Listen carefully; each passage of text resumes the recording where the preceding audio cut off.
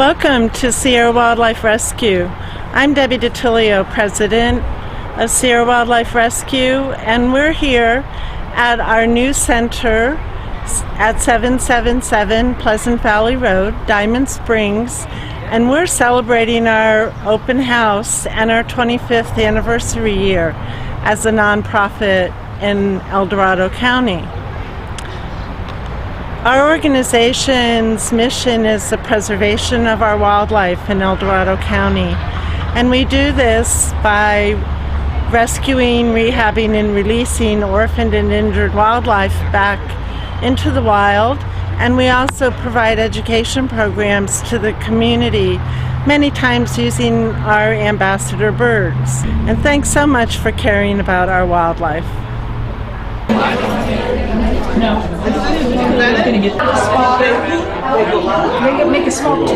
I'm Diane, and I work for or volunteer for Sierra Wildlife Rescue.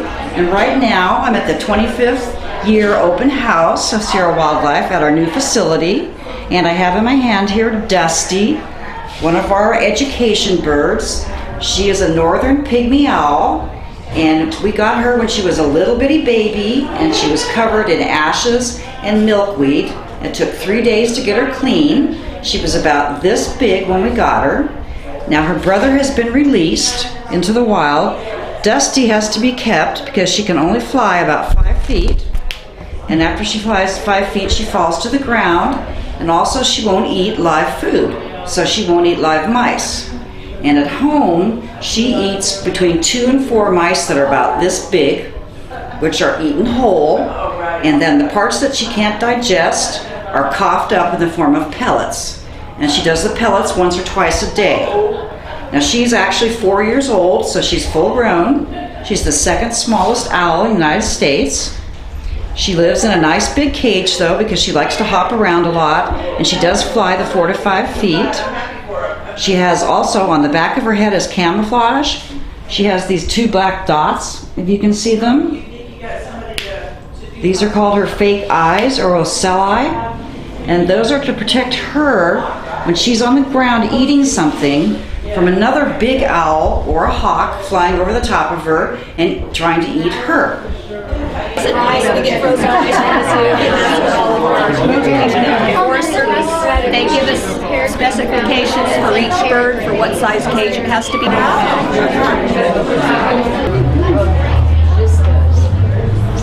Hey, I'm Betty Undercheck, and this is Lionel. He's one of our education birds for Sierra Wildlife Rescue. Lionel's a great horned owl. He's been with us, I'm pretty sure, right around 10 years. He was found alongside a railroad track, injured, and the rehabber for Sierra Wildlife that rehabbed him decided because he was found along the railroad track, she'd call him Lionel, like a Lionel train. He has an injured wing. You can probably tell it's drooping a little bit. He's not sitting up real straight. The ring was injured, and they tried to wrap it and do some rehab with it, but it didn't work. He's a pretty mellow bird for a great horned owl, and so we kept him as an education bird. I think his most striking feature are his yellow eyes. Turn your head, Lionel, a little bit. They are really big and they're really dynamic. We figured that they have the yellow around their eyes. They hunt not only at night, but also early in the morning and at dusk at night. So being out in the sunlight and stuff and in the trees, the yellow doesn't show up as much, so predators aren't as apt to attack them. We had an owl, a California spotted owl, who had totally dark eyes, and that was because the environment she lived in was totally shady. So nature tends to blend these animals in and camouflage them wherever they are. His camouflage is the striping on his feathers. It looks like bark when he's up in a tree. See, he was sitting up in an oak tree, he would be very, very hard to see. These horns that give him his name are actually feathers. He puts them up when he's aggravated, nervous, threatened. He's also opening his beak and panting a little bit because he's nervous, he's not sure what's going on. Great horned owls will eat a lot of different stuff. rabbits, cats that are small, which means if you have one around, you want to keep your kittens in. Snakes, just about anything. They're an opportunist. They aren't a special leader. They'll take just about anything that they can get. So Lionel's getting just a little stressed. That's what you see this pupping here for. So I think I'm gonna probably put him away for a little while. To Sierra Wildlife, a rehabber takes it. A rehabber, if it's an owl or a hawk, it has to be a rehabber that does raptors.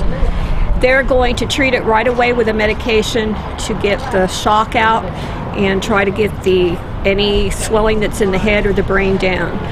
They're going to work with it for a day or two, depending on how it is. If it's not coming along with the medications and the stuff that we use, which we're trained to use through different classes and stuff, we have books that guide us, we take it to a veterinarian. The veterinarian will say, okay, let's try this, and we do this. If it works well, the bird goes, and the bird is eating for us, the bird goes into a flight cage. If the bird can fly and the bird can catch live prey, then we can return it to the wild, and we always try to return them to the area they were found in, because they're just like us. They live in groups, they have mates, they have families, they have territories. If you put them out in a territory that's not theirs, the birds that own that territory are going to drive them out. If for some reason it can't be fixed, Lionel's an example. The wing is drooping. He's getting very elderly, and you can see that he's not sitting up like he should. Lionel's wing, he can't fly. His wing, they tried pinning it, it didn't work. So we have two choices. One is we evaluate him, can he be an education bird? Number one, do we have a spot on the team? Fish and Game gives us permission for X amount of birds. Fish and Game approves any bird we keep. And they keep trap on it on a yearly basis of these birds. We have different rules and regulations, cage sizes and such that we live under. So in Lionel's case, they said yes, he can be an education bird. He's got a decent personality, and we have a spot on the team so we can keep him, and we train him. If for some reason Lionel wasn't trainable, or if it was a bird that isn't something that you're going to be able to show, because for instance, you're not going to be able to bring a sparrow out here. You'd have to show it in a cage or something. Then we have to euthanize them, and that's the law that we work under with both state and federal Fish and Game. And all this runs through them. Paperwork runs through them. Like when I had my spotted owl, the last 6 months we had our education team, we had to put in a request to the biologists for the state Fish and Game to take her off the education permit and retire her because she was sick and she was eventually going to die. And so we have to get permission for all that. We can't just say, okay, we're going to keep this bird and make it an education bird. We're going to, when a bird comes in, it's assigned a number. Raptor team has numbers, songbird teams has numbers, game birds have numbers. You get a number, that number goes to Fish and Game. At the end of the year, you've got to send that back in, and they look at those numbers, and you have to account for every single number you put out, what happened to that bird. And if anybody messes up and something goes wrong, then basically what happens is they pull your permit. With the owl, you're looking at talons, and that's their weapon. This is a tool for eating. That's their weapon. And what they'll do is they'll lay down on their back and they'll just come at you like that. So even a spotted owl I had, who was a very docile, spotted owls are docile. She used to bite the heck out of me every once in a while. So I wouldn't say that our percentage rate, I won't give you a percentage rate on how many of them we release into the wild, because I don't know. That would have to go through a team leader. And that depends on species. Mammal species I don't think is as high as birds. And we have some lucky resources.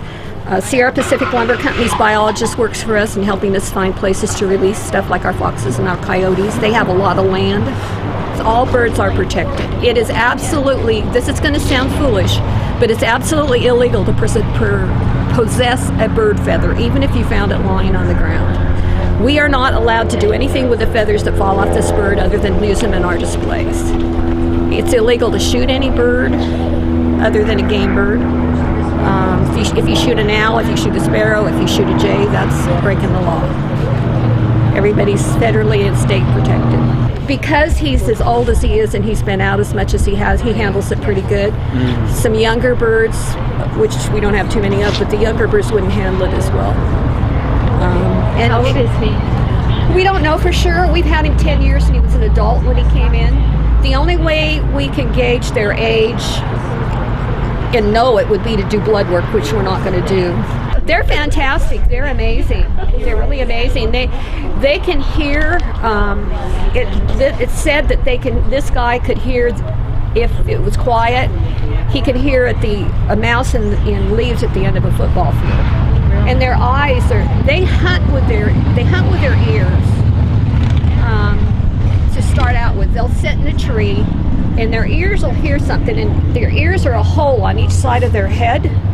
And one's a little higher than the other, so sound triangulates because the ear is two levels. So excuse me, my allergies are going nuts. The sound will be out there, the sound will come in, and it'll triangulate in these 2 ears, and it tells that bird dead on where that is. And then it uses its eyes, it flies and it uses its eyes. And they have fringing on their wings. On the edge of their wings, that little fringe, it allows the air to go through so they don't make a sound like another bird will. And they're what they call silent flyers, so they can fly down and be on top of their prey before their prey even knows they're coming. They'll hunt from just barely daylight to dusk. There's some owls that won't come out till the sun's totally down. They'll hunt in a little bit of light, and they hunt like at the fringe of forests. They'll go into even oak woodlands and they hunt at the fringe. They're not totally out in the fields. They're not going to be in neighborhoods. Up here they will, in the mountains, like Pollock, Somerset, that kind of stuff, but not down in a housing tract. I won't say they won't. What's the largest animal now? Well, let me put it this way. How much do you think he weighs? 6 pounds. 3 pounds. Wow. He can't lift anything heavier than himself. He's got to be able to lift it because they're not like a hawk. They don't eat on the ground. So he has to be able to lift that. So when people say they took a cat or a dog, what I say to them is if it's a Chihuahua that weighs 2 or 3 pounds, maybe. If it's a tiny kitten, yes. If it's a cat, no. He will take rabbits, but small rabbits are not as heavy as you think they are. They're a lot. Things that are fluffy aren't always as heavy as you imagine them. Yeah. So, but he'll eat about anything. He'll eat snakes, lizards, bugs of some kinds, moths. He's a great horned. Most common one we have in the county.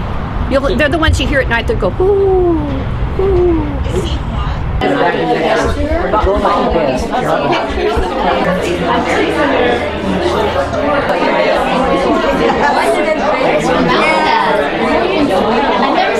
Hi, I'm Pat. I'm with Tri-County Wildlife Care.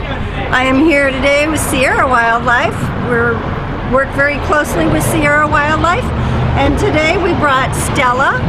Stella is a common barn owl. She's 4 years old, and she's been with me since she was a baby. She is missing her right wingtip over here, where she came in as a tiny baby with an injury, and it actually rotted and decayed her wingtip off. So she's not able to fly, and she is permitted to be an education bird. I've been with Tri-County for about 10, 11 years now. So I do the raptors. I'm the raptor team leader. So all the raptors that come in through Amador, Calaveras, and eastern San Joaquin County come through me. If you found an orphaned or injured wild animal, please call our number right away, 530-621-4661, and select the species from the phone tree. That will give you initial information on how to contain the animal. Warm, dark, and quiet is the essential, and also put you in touch with an expert rehabber to give you more advice. Thank you so much.